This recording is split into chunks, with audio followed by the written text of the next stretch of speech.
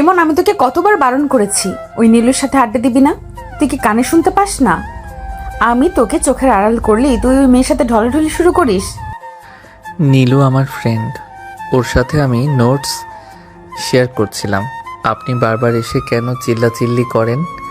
আপনার লজ্জা লাগে না? মানুষ তাকিয়ে দেখছে। মানুষ দেখলে আমার বয়েই গেল। আমি তোকে ভালোবাসি, এটা আমি সারা দুনিয়াকে বলে দিব। তুই আমার জুনিয়র হতে পারিস, কিন্তু তার মানে এই নয় যে তুই অন্য মেয়েদের সাথে ফুর্তি করবি। আমি থাকতে অন্য কেউ তোর দিকে তাকালে আমি তার চোখ উপড়ে নেব। এই যে শুরু হলো আপনার পাগলামি। আপনার সাথে কথা বলাই লস। আপনি নিজেকে কি ভাবেন? আমি আপনার সম্পত্তি নাকি? আমি কার সাথে ঘুরবো, কার সাথে বসবো সেটা আমার ব্যাপার। আপনি আমার পথ ছাড়ুন তো। পথ ছাড়বো না। আগে তুই বল, তুই নীলুর নাম্বার ডিলিট করবি কি না? এখন আমার সামনে ওর নাম্বার ব্লক করবি? অসম্ভব। আমি কেন ব্লক করব? আপনি আমার কেউ না, মাত্র 2 বছরের সিনিয়র বলেই কি আপনি আমার মাথার উপর ছুরি ঘোরাবেন?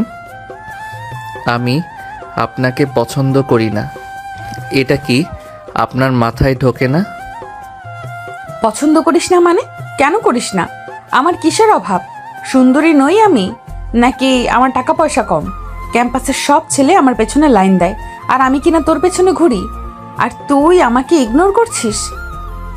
সুন্দর হলেই কাউকে ভালোবাসতে হবে এমন কোনো কথা নেই। আপনার এই পজিটিভ স্বভাবটাই আমার সহ্য হয় না। সারাদিন গোয়েন্দার মতো আমার পিছু পিছু ঘোরেন কেন? আমার ফ্রেন্ডরা আমাকে নিয়ে হাসাহাসি করে। আনিকা রেগে গিয়ে ইমনের কলার চেপে ধরল। ক্যাম্পাসের মাঠের এক কোনায় তারা দাঁড়িয়েছিল। ইমনের জেদি চোখ দেখে আনিকার জেদ আরও 10 গুণ বেড়ে গেল। কে হাসে? কোন বন্ধু হাসে তোর? নাম বল তাদের, আজই তাদের ব্যবস্থা করছি। তুই শুধু জানবি আমি তোকে ভালোবাসি, আর তুই শুধু আমার, এর বাইরে তোর আর কোনো জগৎ নেই। কলার ছাড়ুন আনিকা আপু, আপনি কিন্তু সীমা ছাড়িয়ে যাচ্ছেন। আপনার মতো মেয়ের সাথে সংসার করা তো দূরের কথা, কথা বলাও বিপদ। আমি নীলুকে ভালোবাসি, এটা শোনার পর নিশ্চয়ই আপনি আমাকে ছেড়ে দেবেন। কি বললি? তুই নীলুকে ভালোবাসিস? ওইটুকু একটা পুতুলের মতো মেয়েকে তুই ভালোবাসিস? সাহস তো তোর কম না? আমার সামনে দাঁড়িয়ে অন্য মেয়ের নাম নিচ্ছিস। হ্যাঁ বলছি, 100 বার বলবো। নীলু অনেক শান্ত, আপনার মতো মেজাজি না। ওর সাথে থাকলে আমি শান্তি পাই, আর আপনার সাথে থাকলে মনে হয় খাঁচায় বন্দি হয়ে আছি। শান্তি দিচ্ছি তোকে, কাল থেকে দেখবি তুই কার কাছে শান্তি পাস। তুই যখন আমার হতে চাইছিস না, তখন তোকে আমি ছিনিয়ে নেব। আমি আনিকা যা চাই তা করেই ছাড়ি। তুই ভাবছিস আমি এমনি এমনি বসে থাকবো? আপনি যা খুশি করতে পারেন, আমি আপনার কোনো হুমকিকে ভয় পাই না। আমার লাইফ আমি যেভাবে ইচ্ছা কাটাবো। আর শোনেন, আজ থেকে আমার আশেপাশে আসার চেষ্টাও করবেন না। করলে আমি প্রিন্সিপালের কাছে অভিযোগ করব।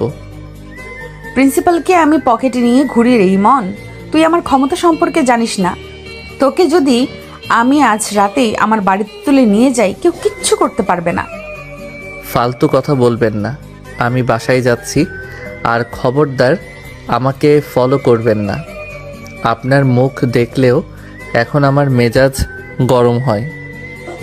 তুই যত পারিস আমাকে ইগনোর কর, কিন্তু মনে রাখিস যত দূরে যাবি ততই আমার জালে ফেসে যাবি। তুই কালকের মধ্যে নিজেই বলবি যে তুই আমাকে বিয়ে করতে চাস। হাসালেন। মরে গেলেও আমি আপনাকে বিয়ে করব না।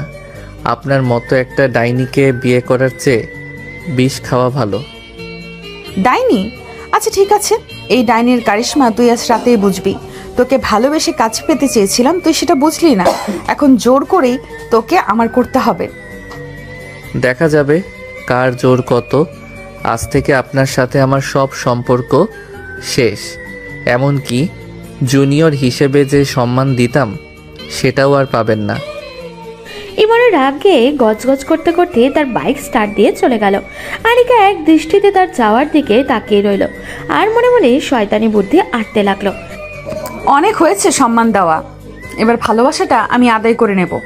আজ রাতেই তোর বাসায় আমার লোক যাবে। তুই কোনোভাবেই এই বিয়ে থেকে বাঁচতে পারবি না। ইগনোর করছিস তো কর, যত পারিস কর। কাল রাতে তুই আমার পায়ের কাছেই আসবি। আনিকা তার ফোন বের করে বাড়িতে ফোন দিল এবং গম্ভীর গলায় বলল, সব ব্যবস্থা যেন আজ রাতেই হয়ে যায়, সে যে কোনো মূল্যে ইমনকে নিজের ঘরে দেখতে চায়। রাত তখন প্রায় 12টা। ইমন বাসার সামনে হঠাৎই 3টা কালো গাড়ি এসে থামলো। ইমন কিছু বুঝে ওঠার আগেই কয়েকজন লোক তাকে জোর করে গাড়িতে তুলে নিল। কিছুক্ষণ পর ইমন নিজেকে আবিষ্কার করলো আনিকাদের ড্রয়িং রুমে। এগুলো কি হচ্ছে আনিকা আপু? আমাকে এভাবে তুলে আনার মানে কি?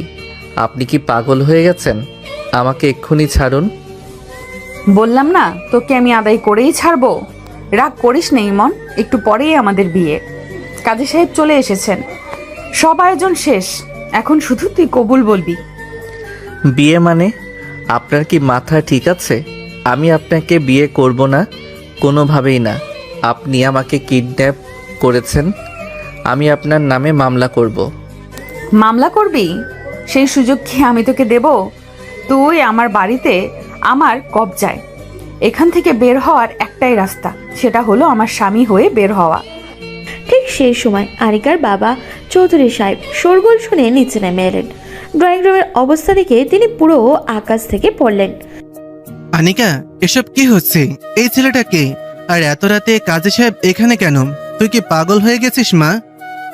বাবা তুমি মাঝখানে কথা বলো না। আমি ইমনকে ভালোবাসি আর আজ রাতেই ওকে বিয়ে করব। এটা আমার ফাইনাল সিদ্ধান্ত। বিয়ে মানে?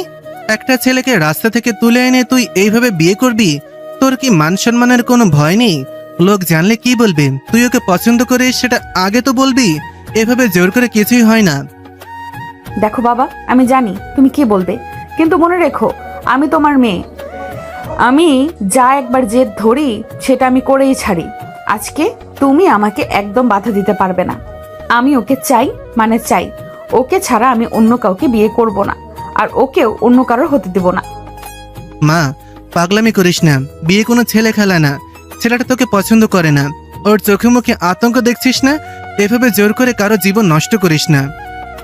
ওর জীবন নষ্ট হবে না বাবা, ও রাজপ্রাসাদে থাকবে। আমি ওকে অনেক সুখে রাখবো, কিন্তু তার আগে ওকে আমার হতে হবে।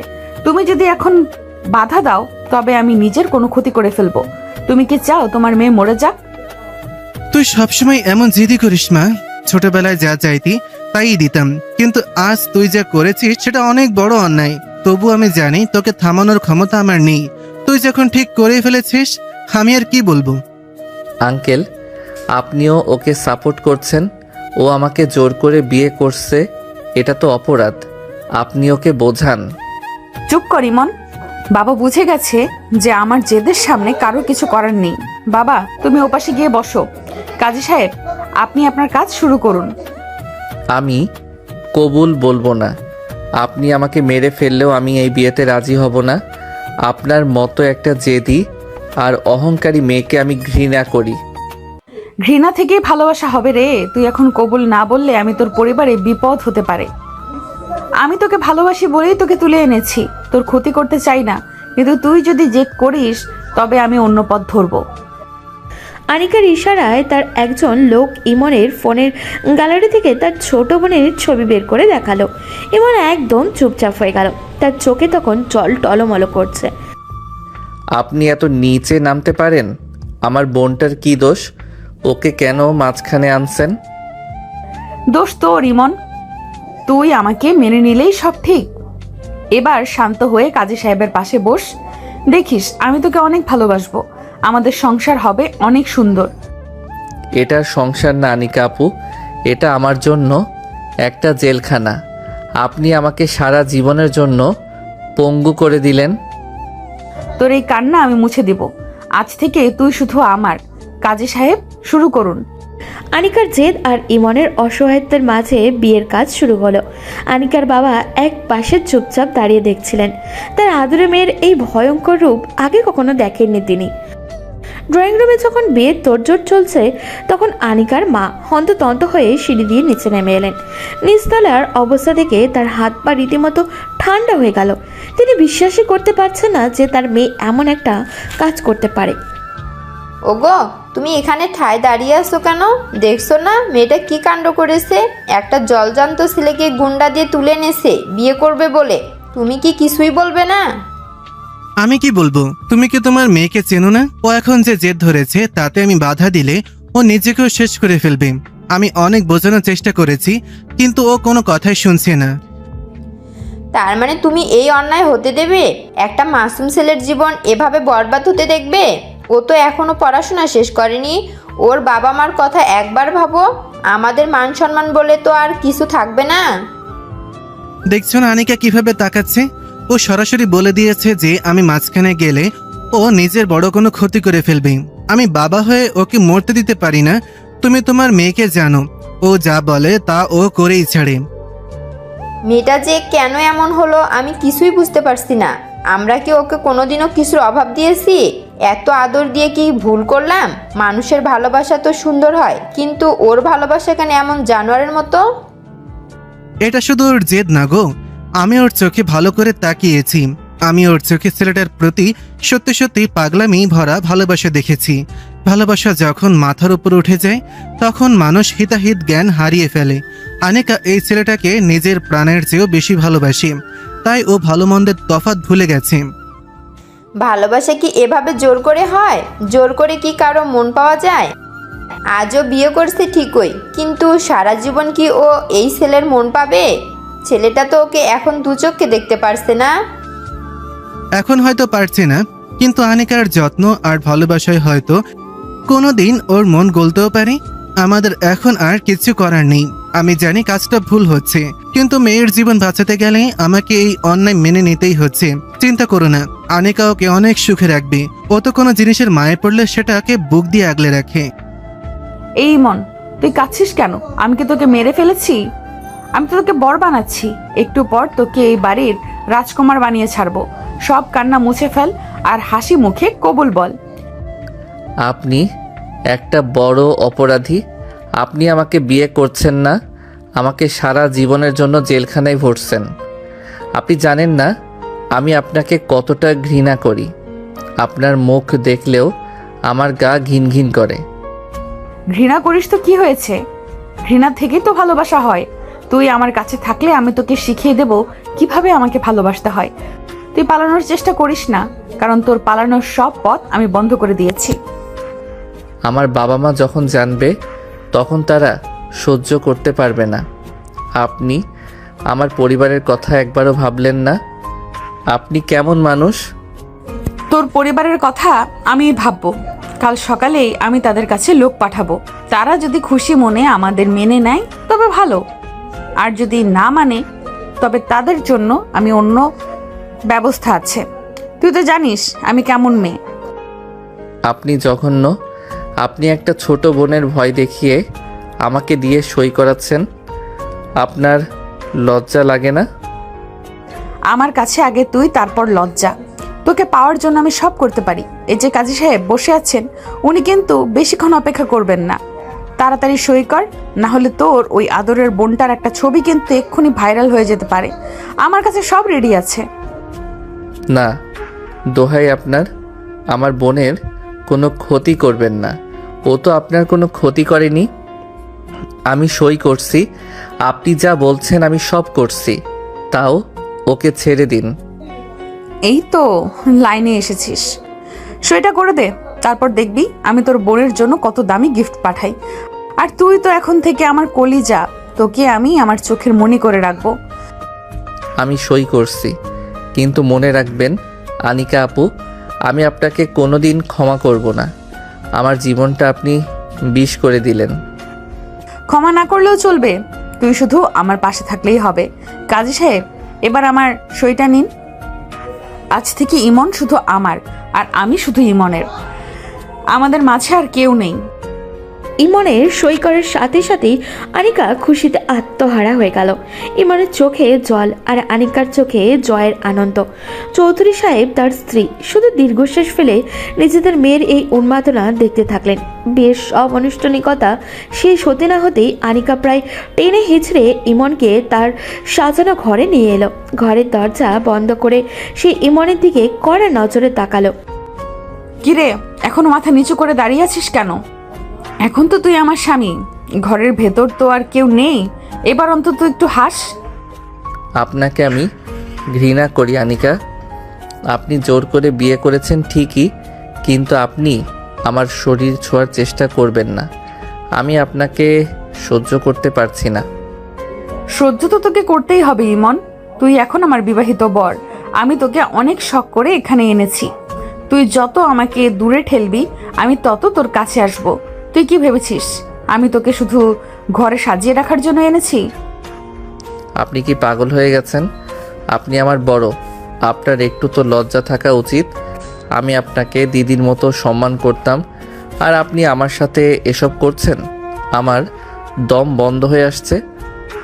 সম্মান দিয়ে আমার কি হবে? আমার তো তোকে চাই। তুই আমার জুনিয়র হতে পারিস, কিন্তু এখন তুই আমার সব। আজ আমাদের বাসর রাত, আর তুই এই রাতটাকে স্মরণীয়, আর আমি এই রাতটাকে স্মরণীয় করে রাখতে চাই। তুই বাধা দিলেও কোনো লাভ হবে না। আমি আপনার ধারে কাছেও যাব না। আমি মেঝেতে ঘুমাবো, আপনি খাটে ঘুমান। আমাকে দয়া করে একা থাকতে দিন, আমার মাথা কাজ করছে না। মেঝেতে ঘুমাবি? তোর এত বড় সাহস! আমি থাকতে তুই মেঝেতে ঘুমাবি? আমি তোকে বলেছি না, তুই যা বলবি তার উল্টোটা আমি করব। তুই এখন খাটে আসবি, এটাই আমার শেষ কথা। না, আমি আসবো না। আপনি আমার উপর জোর করতে পারেন না। এটা আমার জীবন, আমার শরীর। আপনি এভাবে আমাকে বাধ্য করতে পারেন না। পারি না মানে? আমি সব পারি। তুই হয়তো জানিস না, আনিকা যা চায় তা ছিনিয়ে নেয়। তুই শান্ত হয়ে কাছে না আসলে আমি আজ অন্য রূপ দেখাবো। তুই কি চাস আমি আবার তোর পরিবারের কথা তুলি? আবারও সেই হুমকি? আপনি কি সারা জীবন আমাকে এভাবে ভয় দেখিয়ে আটকে রাখবেন? আপনার কি একটু মায়া হয় না আমার উপর? আমি কাঁদছি, তবুও আপনার মনে দয়া হচ্ছে না? কান্নাকাটি বন্ধ কর ইমন। তোর চোখের জল আমার কাছে কোনো দাম নেই। আমি তোকে ভালোবাসি, এটাই আসল কথা। আজ থেকে তুই আমার হাতের পুতুল। আমি তোকে যেভাবে নাচাবো তোকে সেভাবেই নাচতে হবে। আয় আমার কাছে। না, আমি আসবো না। আপনি সরে যান আমার সামনে থেকে। আপনার এই অ্যাগ্রেসিভ আচরণ আমি নিতে পারছি না। আনিকার কোনো কথা না শুনেই ইমনের হাত ধরে সজোরে টান দিল। ইমন নিজেকে ছাড়ানোর চেষ্টা করলো, কিন্তু আনিকার জেদ আর গায়ের শক্তির কাছে সে পেরে উঠল না। পালানোর চেষ্টা করিস না ইমন। তুই যত ছটফট করবি আমি তোকে তত বেশি চাপড়ে ধরবো। তুই আমার উপর রাগ করছিস, কর। যত পারিস রাগ কর। রাগ কমলে দেখবি তুই আমাকেই ভালোবাসছিস। আপনি কি মানুষ নাকি জানোয়ার? আমি আপনাকে ঘৃণা করি। আপনি আমার জীবনটা নরক বানিয়ে দিলেন। নরক হোক আর স্বর্গ হোক, তোকে আমার সাথেই থাকতে হবে। আজ রাতে কেউ তোকে আমার হাত থেকে বাঁচাতে পারবে না। তুই শুধু দেখ আমি কি করি। তোকে আমি নিজের করেই ছাড়বো। দয়া করুন আনিকা আপু, আমি আপনার পায়ে ধরছি, আমাকে ছেড়ে দিন। আমি কাল সকালেই সব মেনে নেব, কিন্তু আজ আমাকে একা থাকতে দিন। একদম না। আজ রাতে আমাদের বাসর হবেই হবে। তুই যতই বাধা দে কোনো কাজ হবে না। তুই আমার শিকার, আর আমি তোকে ছাড়বো না। ইমনের কান্না আর বাধা কোনো কিছুতেই আনিকার কানে গেল না। সে পাগলের মতো ইমনকে নিজের আয়ত্তে নিতে লাগলো। ইমনের সব চেষ্টা ব্যর্থ করে আনিকা তার ভয়ঙ্কর জেদ পূর্ণ করলো। ভোরের আলো জানলা দিয়ে ইমনের মুখে এসে পড়ল। চোখ মেলতে ইমনের গত রাতের সব স্মৃতি মনে পড়ে গেল। নিজের শরীরের দিকে তাকিয়ে তার ঘৃণা হতে লাগলো। পাশে আনিকাকে অঘরে ঘুমাতে দেখে সে দ্রুত খাট থেকে নেমে ঘরের একদম কোনায় গিয়ে মেঝেতে বসে পড়ল। এই যে বড়মশাই, এত সকালে উঠে গেলে কেন? আমার সাথে এসে ঘুমাও। দেখো আমাদের প্রথম সকালটা কত মিষ্টি। আমার সামনে আসবি না আনিকা, এক পাও আমার দিকে এগোবি না। তোর হাত থেকে পচা গন্ধ বের হচ্ছে। তুই যে কতটা নিচু মানের মেয়ে সেটা তুই গতরাতে প্রমাণ করে দিয়েছিস। তোকে আমি ঘৃণা করি। তুই আমাকে তুই করে বলছিস? আমি এখন তোর বউ, অন্তত একটু সম্মান দিয়ে কথা বল। আর ঘৃণা করছিস কেন? আমি তো তোকে ভালোবেসে নিজের করে নিয়েছি। একটা রাত পার হয়ে গেল, এখনো তোর ওই জেদ কমলো না? ভালোবাসা? তুই এই নোংরামিকে ভালোবাসা বলিস? তুই আমাকে রাস্তা থেকে তুলে এনেছিস, আমার ছোট বোনের ভয় দেখিয়েছিস, আর রাতে আমার উপর জোর করেছিস। এটাকে ভালোবাসা বলে না আনিকা, এটাকে জানোয়ারপনা বলে। মুখ সামলে কথা বলি মন। আমি তোকে অনেক সুযোগ দিয়েছি। তুই যদি শান্ত থাকতি তবে আমি তোকে মাথায় তুলে রাখতাম, কিন্তু তুই এখন বেশি বাড়াবাড়ি করছিস। দুনিয়ার কেউ তোকে এখন আমার হাত থেকে বাঁচাতে পারবে না। তোর মতো মেয়ের মুখ দেখাও পাপ। তুই আমার সম্মান কেড়ে নিয়েছিস, আমার পড়াশোনা আর স্বপ্নগুলো এক রাতে শেষ করে দিলি। তোর প্রতি আমার মনে যেটুকু সম্মান ছিল তাও এখন বিষ হয়ে গেছে। তুই মরে গেলেও আমি তোর জন্য এক ফোঁটা চোখের জল ফেলবো না। আমার সারা জীবন অভিশাপ দিবি তোকে। অভিশাপ দিয়ে কি করবি? এখন তো তুই আমার হাতের পুতুল। তুই যেখানেই যাবি সেখানেই আমার নাম জড়ানো থাকবে। তুই এখন চাইলেও অন্য কোনো মেয়ের দিকে তাকাতে পারবি না। কেন বুঝছিস না? আমি তোকে রাজপ্রাসাদের রাজা করে রাখবো। তোর ওই রাজপ্রাসাদে তুই থাক, আমার কাছে এটা একটা জেলখানা। তোর দেওয়া কোনো জিনিস আমি ছোবো না, এমনকি এই ঘরের খাবারও আমার গলায় নামবে না।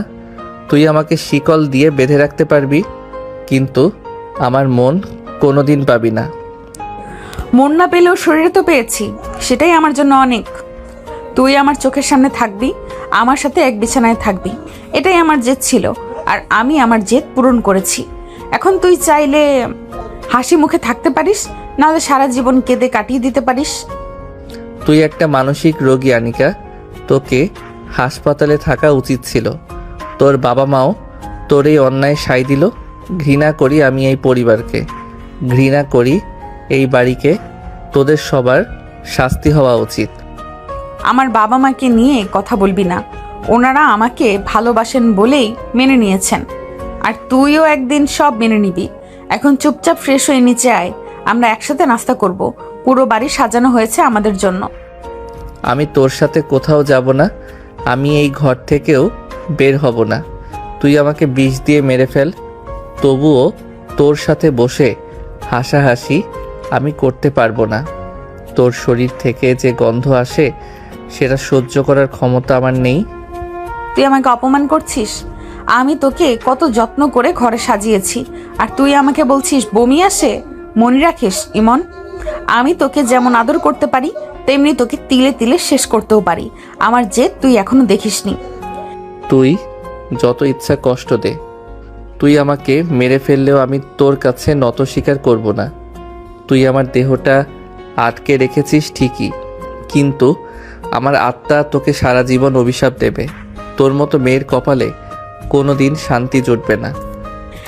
শান্তি আমি নিজেই কেড়ে নেব। তুই ছাড়া তো আমার কোনো জগৎ নেই। এখন নাস্তা খেয়ে নে, না হলে আমি আবার তোর ওই আদরের বোনের কলেজে লোক পাঠাবো। পছন্দ তোর, তুই নাস্তা খাবি নাকি তোর বোনের বিপদ দেখবি? তুই কতটা জঘন্য! তুই আমার বোনটাকে বারবার কেন টানছিস? ও তো তোর কোনো ক্ষতি করেনি। ঠিক আছে, তুই যা বলবি আমি তাই করব, কিন্তু মনে রাখিস আজকের পর থেকে তোর জন্য আমার মনে শুধু ঘৃণা আর ঘৃণাই থাকবে। আনিকা বিজয়ের হাসি এসে ইমনের গাল ছুতে গেল, কিন্তু ইমন ঝটকা দিয়ে তার হাত সরিয়ে দিল। ইমনের চোখের জল দেখেও আনিকার মনে কোনো মায়া হলো না। সে নিজের জেদ আর অন্ধ হয়ে আছে। সকাল গড়িয়ে দুপুর হয়ে গেল। ইমন ঘরের এক কোণায় পাথরের মতো বসে আছে। আনিকা হাতে খাবারের ট্রে নিয়ে ঘরে ঢুকলো এবং দরজাটা ভেতর থেকে আটকে দিল। এই যে তোর প্রিয় বিরিয়ানি নিয়ে এসেছি। সকাল থেকে তো কিছুই খাসনি, এবার জেদ ছাড় আর আমার হাতে দুই একটা লোকমা খেয়ে নে। আপনাকে আমি বলেছি না আপনার হাতের খাবার আমি খাবো না? ওই খাবার নিয়ে এখান থেকে বিদায় হন। আমার শরীর আর মন দুইটাই তো বিষিয়ে দিয়েছেন, এখন কি খাবারে বিষ দিয়ে আমাকে মারতে চান? মুখ সামলে কথা বলি মন। অনেক আদর দিয়েছি, এবার কিন্তু আমার মাথা গরম হচ্ছে। আমি তোকে ভালোবেসে খাবার নিয়ে এসেছি, আর তুই আমাকে অপমান করছিস। তোর সাহস তো দিন দিন বাড়ছে। সাহস না আনিকা আপু, এটা ঘৃণা। আপনি আমার সামনে যত আসবেন আমার ঘৃণা তত বাড়বে। আপনি আমাকে খাবার খাওয়াতে চান, আপনি তো চান আমাকে আপনার পায়ের দাস বানিয়ে রাখতে, কিন্তু মনে রাখবেন আমি মরে গেলেও আপনার দাস হব না। দাস কেন হবি? তুই তো এবারের জামাই, তুই যা চাইবি তাই পাবি। তুই আমাকে একটু ভালোবাসা দিবি, এটাই কি তোর কাছে অনেক বেশি চাওয়া হয়ে গেল? ভালোবাসা শব্দটা আপনার মুখে মানায় না। আপনি যেটা করছেন সেটা হলো লালসা। আপনি আমাকে একটা খেলনা ভেবেছেন। যখন ইচ্ছা হলো তুলে আনলেন, যখন ইচ্ছা হলো জোর করলেন। আপনাকে দেখলে আমার ঘেন্নায় গা রিডি করে। তুই বারবার এই ঘেন্না শব্দটা বলবি না। আমি তোর বউ, তোর সব অধিকার আমার উপর আছে। তুই যদি ভালোই ভালোই না খাস তবে আমি আবার ওই পথ ধরবো। তোকে কি তোর বোনের কথা মনে করিয়ে দিতে হবে? আবার আমার বোন? আপনি কতটা নিচু হতে পারেন আনিকা আপু? একটা মেয়ে হয়ে আরেকটা মেয়ের জীবন ধ্বংস করার হুমকি দিচ্ছেন। আপনার কি কোনো বিবেক নেই? আমার বিবেক শুধু তোকে চেনে। তোকে পাওয়ার জন্য আমি নরকে যেতেও রাজি। এখন চুপচাপ এই বিরিয়ানি খা, আমি নিজ হাতে খাইয়ে দিব, নাকি তুই নিজে খাবি? আমি খাবো না। আপনি জোর করে আমার মুখে খাবার তুলে দিলেও আমি সেটা উগরে দেব। আপনার দেওয়া কোনো কিছু আমার পেটে সইবে না। আপনি কেন বুঝছেন না আমি আপনাকে ঘৃণা করি? বিয়ের কয়েকদিন কেটে গেলেও ইমন নিজেকে ঘরের মধ্যে বন্দি করে রেখেছে। আজ আনিকার কাকা আর কাকামণি তাদের বাড়িতে বেড়াতে এসেছেন। আনিকা চাইলেও সবার সামনে ইমনকে নিয়ে গিয়ে নিজের অধিকার জাহির করতে। সে চায় সবাই দেখুক ইমন এখন শুধুই তার দখলে। ইমন, অনেক হয়েছে, এবার ওই কোনায় বসে থাকা বন্ধ কর। হ্যাঁ না, দেখি একটু রেডি হয়ে নে। নিচে কাকা আর কাকিমণি এসেছেন, তোকে আজ আমার পাশে নিচে যেতেই হবে। আমি কোথাও যাব না। আপনার আত্মীয়দের সামনে গিয়ে আমি নাটক করতে পারবো না। আমাকে এখানে একা থাকতে দিন। আপনাকে দেখলেই আমার দম বন্ধ হয়ে আসে। তুই যাবি না মানে? আমি তোকে ভালোবেসে বলছি, সম্মান দিচ্ছি। এটা কিন্তু তোর মেস বাড়ি না যে তুই নিজের ইচ্ছে মতো চলবি। এখন চুপচাপ ওঠ, আমি তোকে নিচে সাজিয়ে দিব। ইমনকে জোর করে টেনে নিয়ে আয়নার সামনে দাঁড় করালো আনিকা। সে ইমনের চুল ঠিক করে দিতে গেলেও কিন্তু ইমন ঝটকা দিয়ে তাকে সরিয়ে দিল। ইমনের এই অবহেলা দেখে আনিকার জেদ আরও 10 গুণ বেড়ে গেল। আমার গায়ে হাত দেবেন না। আপনি কি বুঝছেন না আমি আপনাকে সহ্য করতে পারি না? মেহমানদের সামনে আমাকে নিয়ে গেলে আমি সবাইকে বলে দেব আপনি আমাকে জোর করে তুলে এনে বিয়ে করেছেন। আমি সবার সামনে আপনার আসল রূপ ফাঁস করে দেব। তুই বলে দেখিস একবার। তোর মুখ খোলার আগে আমি এমন কিছু করব যে তুই সারা জীবনের জন্য চুপ হয়ে যাবি। শোন ইমন, আমি তোকে অনেক ভালোবাসি। এই জেদ, এই পাগলামি সব তোকে পাওয়ার জন্যই। আয় আমার কাছে, লক্ষ্মী ছেলের মতো দাঁড়া। আনিকা হঠাৎই ইমনের মুখ কাছে চলে এলো। সে ইমনের শার্টের কলার ধরে নিজের দিকে সজোরে টেনে আনলো। ইমন মুখ ফিরিয়ে নেওয়ার চেষ্টা করলো, কিন্তু আনিকা তাকে 2 হাত দিয়ে শক্ত করে ধরে রাখলো যাতে সে নড়তে চড়তে না পারে। তুই আমার থেকে মুখ ফিরিয়ে নিচ্ছিস কেন? আমি কি দেখতে খুব খারাপ? সারা শহরের ছেলেরা আমার পেছনে ঘুরে, আর তুই আমাকে পাত্তাই দিচ্ছিস না। আজ সবার সামনে তোকে বুঝিয়ে দেব তুই কার দখলে আছিস। ইমন কিছু বুঝে ওঠার আগেই আনিকা তাকে জাপটে ধরল এবং জোর করে তাকে কিস করলো। ইমন অনেক ছটফট করছিল, কিন্তু আনিকার গায়ের শক্তি আর জেদের কাছে সে হার মেনে গেল। কিছুক্ষণ পর আনিকা তাকে ছেড়ে দিয়ে বিজয়ের হাসি হাসল। ছি, আপনি একটা জঘন্য মেয়ে। নিচে যাওয়ার আগে আপনি এসব নোংরামি শুরু করলেন। আপনার একটু লজ্জা লাগে না? বড় হয়ে নিজের জুনিয়রের সাথে এই আচরণ করতে আপনার বিবেকে বাধে না? লজ্জা দিয়ে আমার কি হবে? তুই তো এখন আমার বিবাহিত বর। আমি তোকে সবার সামনেও আদর করতে পারি, কেউ কিচ্ছু বলতে পারবে না। চল এখন নিচে চল, অনেক দেরি হয়ে যাচ্ছে। আনিকা ইমনের হাত শক্ত করে ধরে টানতে টানতে নিচে নিয়ে এলো। ড্রয়িং রুমে আনিকার কাকা আর কাকিমণি বসে বাবার সাথে গল্প করছিলেন। ইমন সবার সামনে হাত ছাড়ানোর চেষ্টা করছিল, কিন্তু আনিকা সবার সামনেই ইমনের হাত নিজের হাতের মুঠোয় শক্ত করে চেপে ধরল। বাহ আনিকা, তোমার বর তো দেখি রাজপুত্রের মতো সুন্দর। কিন্তু কেমন মন মরা লাগছে কেন? শরীর কি খারাপ নাকি অন্য কিছু? না গো কাকা, আসলে ও একটু লাজুক তো, তাই নতুন বাড়িতে সবার সামনে আসতে একটু লজ্জা পায়। তবে ও আমাকে অনেক ভালোবাসে, সবসময় আমার পাশেই থাকতে চায়, তাই না ইমন? আনিকা ইমনের কোমরে হাত দিয়ে তাকে নিজের শরীরের সাথে একদম মিশিয়ে দাঁড় করালো। ইমনের কান লাল হয়ে গেল রাগে আর অপমানে। সে দাঁত চেপে ফিস ফিস করে আনিকার কানে কথা বলতে লাগলো। আপনি আমার সাথে যা করছেন তার বিচার একদিন ঠিকই হবে। মানুষের সামনে আমাকে এভাবে খেলনা বানাচ্ছেন কেন? হাত ছাড়ুন আমার। হাত আমি ছাড়বো না। তুই পালানোর চেষ্টা করলেই আমি সবার সামনে তোকে কোলে তুলে নিব। তুই জানিস আমি যা বলি তা করি। এখন মুখ বন্ধ করে চুপচাপ আমার পাশে হাসি মুখে দাঁড়িয়ে থাক। তোমাদের দুজনকে একসাথে খুব মানিয়েছে মা। তবে ছেলেটা কথা বলছে না কেন? বড়দের সাথে তো অন্তত কথা বলতে হয়। ও একটু কম কথা বলে কাকিমণি। আসলে ও আমাকে নিয়েই বেশি ব্যস্ত থাকে তো, তাই অন্য কারো দিকে তাকাতেই চায় না। ও এখন পুরোপুরি আমার নিয়ন্ত্রণে আছে।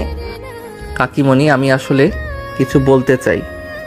আমি এখানে ও বলতে চাইছে ওর খুব খিদে পেয়েছে। কাকা কাকিমণি তোমরাও আসো, আমরা সবাই একসাথে খাওয়ার টেবিলে বসি। চলো ইমন, অনেক হয়েছে। খাবার টেবিলে বসে আনিকা নিজের চামচ দিয়ে ইমনের মুখে জোর করে খাবার তুলে দিতে লাগলো। ইমন মুখ বন্ধ করে রাখলো। আনিকা টেবিলের নিচে ইমনের পাশ সৎ জোরে চেপে ধরলো আর ইমন কানের কাছে মুখ নিয়ে ফিস ফিস করে হুমকি দিল। খেয়ে নে সোনা, না হলে সবার সামনেই তোকে এমন ভাবে আদর করব যে তুই লজ্জায় আর কোনো দিন মানুষের সামনে মুখ দেখাতে পারবি না। আপনি আমাকে সত্যি পাগল করে দেবেন। আপনার এই ভালোবাসা আসলে একটা বিষ। আপনি আমাকে সবার সামনে কেন এভাবে ছোট করছেন? আমার কি দোষ? আমি তোকে ছোট করছি না ইমন, আমি সবাইকে বুঝিয়ে দিচ্ছি তুই শুধু আমার সম্পত্তি। তুই চাইলেও আর আমার থেকে কোনো দিন দূরে যেতে পারবি না। কাকা আর কাকিমণি তাদের এই কাণ্ডগুলো দেখে হাসছিলেন। তারা ভেবেছিলেন এগুলো হয়তো নবদম্পতির ভালোবাসা। তারা একবার বুঝতে পারলেন না যে এই হাসির আড়ালে একটা ছেলের জীবন কিভাবে তিলে তিলে ধ্বংস হতে যাচ্ছে। খাওয়ার টেবিল থেকে উঠে সবাই আবারও ড্রয়িং রুমে এসে বসলেন।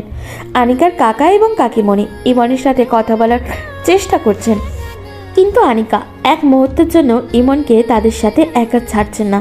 সে ইমনের খুব কাছে ঘেঁষে বসে আছে। ইমন বাবা, তোমার পড়াশোনার কি অবস্থা? বিয়ের পর তো আর কলেজে যাওনি বোধ হয়। আনিকা বলছিল তুমি নাকি খুব মেধাবী ছাত্র। কাকা, আমি পড়াশোনা চালিয়ে যেতে চাই, কিন্তু এখানে যেভাবে আমি আটকে আছি তাতে মনে হয় না আর কোনোদিন কলেজের মুখ দেখতে পারবো। আনিকা আপু আমাকে কোনোভাবেই বাইরে যেতে দিচ্ছে না। কাকা, আপনি ওর কথা ধরবেন না। ও আসলে এখন পড়াশোনার চেয়ে আমার সাথে থাকতেই বেশি পছন্দ করছে।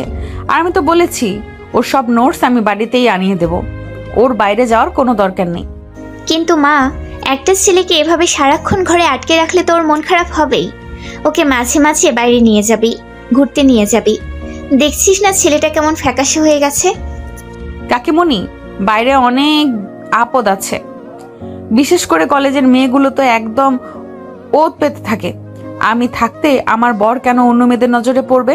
ও আমার চোখের সামনে থাকবে, এটাই আমার শান্তি। কাকিমণি, আপনি ওকে বোঝান। এটা কোনো ভালোবাসা না, এটা এক ধরনের জেলখানা। আমি একটু নিজের পরিবারের সাথে দেখা করতে চাই, আমার মার সাথে কথা বলতে চাই। ও আমার ফোনটাও কেড়ে নিয়েছে। ইমন, বড়দের সামনে উল্টাপাল্টা কথা বলবি না। তোর মা বাবার সাথে আমি নিজেই কথা বলে নেব। এখন তুই চুপচাপ থাক। কাকা, আপনারা মিষ্টি খান তো। আনিকার কাকা আর কাকিমণি একে অপরের দিকে তাকালেন। তারা বুঝতে পারছেন ইমনের অমতে কিছু একটা হচ্ছে, কিন্তু আনিকার রাগী চেহারার সামনে কিছু বলার সাহস পেলেন না তিনি। কিছুক্ষণ পর তারা বিদায় নিয়ে চলে গেলেন। কাকা আর কাকিমণি চলে গেছেন, এবার তো আমার হাত ছাড়ুন। আপনার কি একটু দয়া হয় না? সবার সামনে আমাকে মিথ্যাবাদী বানাচ্ছেন। দয়া দয়া দিয়ে আমি কি করব? তোকে আমি ভালোবাসি ইমন, আর সেই ভালোবাসায় কোনো ভাগ আমি সইতে পারবো না। তুই পালানোর চেষ্টা করছিলি না? ভাবছিলি কাকা আর কাকিমণিকে সব বলে দিবি? হ্যাঁ, বলতে চেয়েছিলাম। আমি এখান থেকে মুক্তি চাই। আমি আপনার এই জেদ আর সহ্য করতে পারছি না। আপনি আমার জীবনটা নরক বানিয়ে দিয়েছেন। আনিকা হঠাৎই ইমনের শার্টের কলার ধরে তাকে দেওয়ালের সাথে চেপে ধরল। তার চোখে চোখগুলো রাগে জ্বলজ্বল করছে।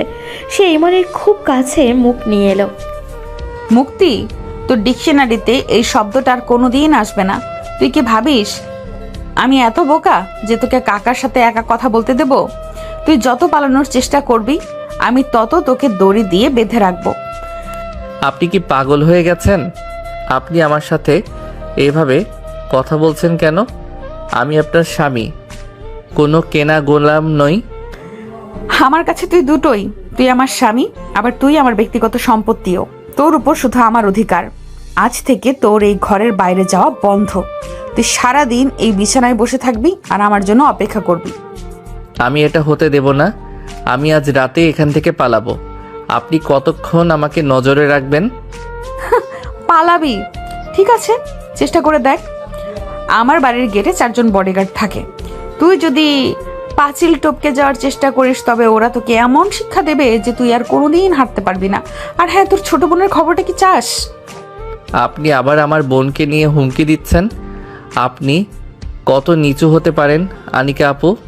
আপনার নিজের ভাই নেই বলে কি অন্যের ভাইয়ের কষ্ট বোঝেন না? আমার ভাই বোন দিয়ে কাজ নেই, আমার তোকে দরকার। তুই যদি শান্ত হয়ে আমার আদর গ্রহণ করিস তবে তোর বোন ভালো থাকবে। আর তুই যদি বিদ্রোহ করিস তবে তার ফল তোর পরিবারকে ভুগতে হবে। এখন চলো, অনেক রাত হয়েছে। বাসর ঘরের বাকি পাওনাগুলো মিটিয়ে দিই। আনিকা জোর করেই ইমনকে বিছানার দিকে টেনে নিয়ে গেল। ইমন অসহায়ভাবে কাঁদতে লাগলো, কিন্তু আনিকার মনে সেই কান্নার কোনো প্রভাব পড়ল না। সে নিজের জেদ আর ভালোবাসার নামে ইমনের ওপরে তার আধিপত্য বজায় রাখলো। সকাল থেকেই ইমনের মনে অস্থিরতা। সে বুঝতে পারলো এভাবে থাকলে তার জীবনটা শেষ হয়ে যাবে। আনিকার চোখে ধুলো দিয়ে তাকে এই বাড়ি থেকে বের হতেই হবে। অনেক ভেবেচিন্তে ইমন তার শেষ চালটা চালার সিদ্ধান্ত নিল। সে জানে আনিকা তার প্রতি কতটা পাগল, আর এই পাগলামিকেই সে হাতিয়ার হিসাবে ব্যবহার করবে। আনিকা আপু, আমি কি আপনার সাথে একটু কথা বলতে পারি? আমি আসলে অনেক ভেবে দেখলাম, এভাবে ঘরে বসে থাকলে আমার মাথাটা সত্যিই নষ্ট হয়ে যাবে। আমাকে কি একবার কলেজে যাওয়ার অনুমতি দেবেন? আমার একটা জরুরি অ্যাসাইনমেন্ট জমা দেওয়া খুব দরকার। কলেজে যাবি? তুই কি আমাকে অতটাই বোকা ভাবিস ইমন? আমি জানি তুই কলেজে যাওয়ার নাম করে ওখান থেকে পালানোর পরিকল্পনা করছিস। আমি তোকে কলেজে পাঠাবো আর তুই নীলুর সাথে দেখা করবি? এটা আমি হতে দেব না। তুই যা চাস এই ঘরেই পাবি। বাইরে যাওয়ার কথা ভুলেও ভাববি না। আপনি আমাকে ভুল বুঝছেন। আমি কেন পালাবো? আমি তো বুঝতে পেরেছি যে আপনি আমাকে কতটা ভালোবাসেন। আসলে এতদিন আমি শুধু ভয় পেয়েছিলাম, তাই আপনাকে দূরে ঠেলে দিয়েছি। কিন্তু আপনার এই পজিটিভ আচরণ আসলে আপনার ভালোবাসারই একটা রূপ। আমি এখন সব বুঝতে পারছি। এমন কিছুটা কাছে এগিয়ে গিয়ে আনিকার চোখের দিকে তাকালো। সে তার গলায় যতটা সম্ভব কোমলতা এনে অভিনয় করতে শুরু করলো। আনিকা ইমনের মুখে এমন কথা শুনে কিছুটা থমকে গেল। তুই হঠাৎ এসব কি বলছিস ইমন? তুই সত্যি বলছিস তো, নাকি এটা তোর কোনো নতুন চাল? তুই তো কাল রাত পর্যন্ত আমাকে ঘৃণা করছিলি। ঘৃণা করা সহজ আনিকা আপু, কিন্তু কারো ভালোবাসা মেনে নেওয়া কঠিন। আমি কাল রাতে অনেকক্ষণ ভেবেছি আমি কার জন্য পালাবো। আমার তো নিজের বলতে এখন আপনিই আছেন। আমি শুধু চাইছি আমার ক্যারিয়ারটা নষ্ট না হোক। আমি পড়াশোনা শেষ করে আপনার যোগ্য স্বামী হতে চাই। আপনি কি চান না আপনার বর সবার সামনে মাথা উঁচু করে দাঁড়াক? তুই সত্যি আমাকে ছেড়ে যাবি না তো? তুই জানিস তোকে ছাড়া আমি পাগল হয়ে যাব। তোকে না দেখলে আমার এক মুহূর্তও কাটে না। আমি কেন যাব? আমি আপনার কাছেই থাকবো। আপনি চাইলে আমার সাথে বডিগার্ড পাঠিয়ে দিয়েন, কিন্তু আমাকে অন্তত 2 ঘন্টার জন্য কলেজে যেতে দিন। আপনি আমার উপর বিশ্বাস রাখুন। আমি তো এখন আপনারই, তাই না? আনিকা ইমনের চোখের দিকে তাকিয়ে রইল। ইমনের শান্ত গলার স্বর আর এই নরম চাহনি আনিকাকে ভেতর থেকে দুর্বল করে দিল। সে ইমনের গালে হাত রাখলো। ইমনের এই মেকি ভালোবাসা তাকে পুরোপুরি গলিয়ে দিল। ঠিক আছে ইমন, তুই যখন বলছিস তখন আমি তোকে বিশ্বাস করছি। কাল সকালে আমি নিজেই তোকে কলেজে নিয়ে যাব। কিন্তু মনে রাখিস, আমি কলেজের গেটে দাঁড়িয়ে থাকবো। তুই যদি কোনো ধরনের চালাকি করিস তবে আমি কিন্তু নিজেকে শেষ করে ফেলবো, আর তোকেও ছাড়বো না। আপনি এত টেনশন করবেন না তো, আমি আপনার সাথে গিয়ে আবার আপনার সাথেই ফিরবো। এখন তো বিশ্বাস হয়েছে, এবার অন্তত একটু হাসুন। আমি খুব খুশি ইমন, আমি জানতাম তুই একদিন আমাকে বুঝবি। আমি তোকে এত সুখে রাখবো যে তুই কল্পনাও করতে পারবি না। চল আজ আমরা একসাথে বাগানে বসে কফি খাবো। আজ আমার খুব আনন্দের দিন। আনিকা যখন খুশিতে ইমনের কাঁধে মাথা রাখলো তখন ইমনের মুখে একটা বাঁকা হাসি ফুটে উঠল। সে মনে মনে ভাবল, তোমার এই অতি বিশ্বাসেই তোমার কাল হবে আনিকা। একবার যদি এই বাড়ি থেকে বের হতে পারি তবে এমন জায়গায় হারাবো যে তোমার এই ক্ষমতার হাত সেখানে পৌঁছাবে না। অবশ্যই আনিকা আপু, চলুন কফি খাই। আপনি কফি বানালে আমি আরও বেশি খুশি হব। আনিকা কফি বানাতে রান্নাঘরের দিকে যেতেই ইমনের চোখের চাহনি বদলে গেল। তার মনে এখন শুধু পালানোর ছক। সে জানে আনিকাকে দুর্বল করা তার জন্য কতটা সহজ ছিল। এবার শুধু অপেক্ষা কাল সকালের। আনিকাকে রাজি করিয়ে ইমন পরের দিন কলেজে যাওয়ার সুযোগ পেল। আনিকা তাকে কলেজের গেটে নামিয়ে দিয়ে সেখানে গাড়িতে বসে অপেক্ষা করতে লাগলো। ইমন ভিতরে ঢুকেই তার দীর্ঘদিনের বন্ধু নিলয়কে খুঁজতে শুরু করলো। কলেজের পেছনে নিরিবিলি বাগানে গিয়ে সে দেখল নিলয় একলা বসে অঝরে কাঁদছে। নিলয়, কি রে, তুই এখানে এভাবে বসে কাঁদছিস কেন? আমি কতক্ষণ ধরে তোকে খুঁজছি। কি হয়েছে আমাকে বলতো? নিলয় ইমনের গলার আওয়াজ শুনে মুখ তুলে তাকালো। তার চোখ দুটো কান্নায় লাল হয়ে ফুলে গেছে। ইমনকে দেখা মাত্রই নিলয় উঠে দাঁড়িয়ে তাকে জড়িয়ে ধরে ফুপিয়ে কাঁদতে শুরু করলো। ইমন, তুই এসেছিস? আমি আর সহ্য করতে পারছি না রে, বুকটা ফেটে যাচ্ছে। আমি ভাবতেও পারিনি আমার সাথে এমন কিছু হতে পারে। শান্ত হ নিলয়, আগে শান্ত হ। আমাকে খুলে বলতো কি হয়েছে। তুই তো জানিস আমি কয়েকদিন ধরে অনেক বিপদে ছিলাম, ঠিক মতো তোর সাথে যোগাযোগও করতে পারিনি। আজ অনেক কষ্টে এখানে আসতে পেরেছি। তুই এইভাবে ভেঙে পড়লে আমি কার কাছে সাহায্য চাইব? সাহায্য করার মতো কিছু আর অবশিষ্ট নেই রে। 3 বছর সম্পর্ক ছিল আমাদের। আমি তাকে কতটা বিশ্বাস করতাম তুই সব জানিস।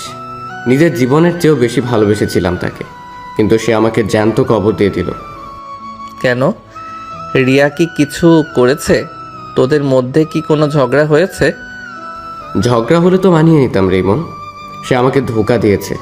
আমার সাথে থাকা অবস্থায় সে অন্য একটা ছেলের সাথে সম্পর্কে জড়িয়েছিল। আমি তো অন্ধ ছিলাম, তার কোনো দোষই আমার চোখে পড়তো না। কিন্তু কয়েকদিন আগে সে হাতে নাতে ধরা পড়েছে। নিলয় কথা বলতে বলতে হাপুস নয়নে কাঁদতে লাগলো। তার গলার স্বর কান্নায় বুঝে আসছিল। ইমন তার পিঠে হাত বুলিয়ে সান্ত্বনা দেওয়ার চেষ্টা করলো। হাতে নাতে ধরা পড়েছে মানে? তুই ঠিক কি দেখেছিস নিলয়? পরিষ্কার করে বল। আমি নিজ চোখে তাকে একটা ক্যাফেতে অন্য ছেলের সাথে ঘনিষ্ঠ অবস্থায় দেখেছি। শুধু তাই নয়, কয়েকদিন আগে সে একটা হোটেলে ওই ছেলের সাথে একদম অপ্রীতিকর অবস্থায় ধরা পড়েছে। পুলিশ যখন তাদের ওখান থেকে বের করে নিয়ে আসছিল তখন আমি রাস্তার ওপাশে দাঁড়িয়েছিলাম। সেই দৃশ্য দেখার পর আমার মরে যেতে ইচ্ছে করছিল ইমন। ছি, রিয়া এমন একটা কাজ করতে পারলো? তুই তো ওর জন্য কত কিছু করেছিস। নিজের পকেট খরচ বাঁচিয়ে ওর সব শখ মেটাতি। সে তোর ভালোবাসার এই প্রতিদান দিল? আমাদের এই 3 বছরের দীর্ঘ সম্পর্ক আমি তাকে সম্মান দিয়েছি, ভালোবাসা দিয়েছি, কোনোদিন তার অমর্যাদা করিনি। অথচ সে আমাকে এভাবে ধোঁকা দিল। এখন মনে হচ্ছে এই দুনিয়ায় মেয়ে মানুষ বলে যারা আছে তারা কেউই ভালো না। আমি কাকে বিশ্বাস করলাম? আমার 3টে বছর সে নষ্ট করে দিল। আমার বিশ্বাসটাই ভেঙে চুরমার হয়ে গেছে। তুই নিজেকে এভাবে দোষ দিস না নিলয়। অপরাধ সে করেছে, তুই করিসনি। যেই মেয়ে 3 বছরের ভালোবাসার মর্যাদা দিতে পারে না সে তোর চোখের জলের যোগ্য না। তুই বরং নিজেকে শক্ত কর। আমাদের এখন অনেক কিছু করার আছে। আমি আর কিছুই করতে চাই না রে। আমার সব শেষ হয়ে গেছে। আমি যাকে জীবন ভেবেছিলাম সে আমার জীবনটা নরক বানিয়ে দিয়ে চলে গেল। মানুষকে বিশ্বাস করা এখন আমার কাছে সবচেয়ে বড় ভয়ের বিষয় হয়ে দাঁড়িয়েছে। নিলয়ের কান্না দেখে ইমনের নিজের জীবনের যন্ত্রণার কথা মনে পড়ে গেল। সে নিজেও এক ভয়ঙ্কর পরিস্থিতির শিকার, কিন্তু বন্ধুর এই চরম অসহায় অবস্থা সে নিজের দুঃখের কথা আপাতত চেপে রাখল। শোন নিলয়, এই পৃথিবীতে সবাই একরকম হয় না। হয়তো তোর ভাগ্য ভালো, কেউ ছিল না বলেই এমন হয়েছে। কিন্তু তুই এভাবে ভেঙে পড়লে তোর বাবা মায়ের কি হবে? একটা বেঈমান মেয়ের জন্য নিজের জীবন নষ্ট করিস না। আমি জানি তুই আমাকে সান্ত্বনা দিচ্ছিস, কিন্তু বুকের ভেতর যে যন্ত্রণা হচ্ছে সেটা তো কেউ বুঝবে না। আমি তোকে অনেক কথা বলতে চেয়েছিলাম, কিন্তু তোকে কয়েকদিন ধরে পাচ্ছিলামই না।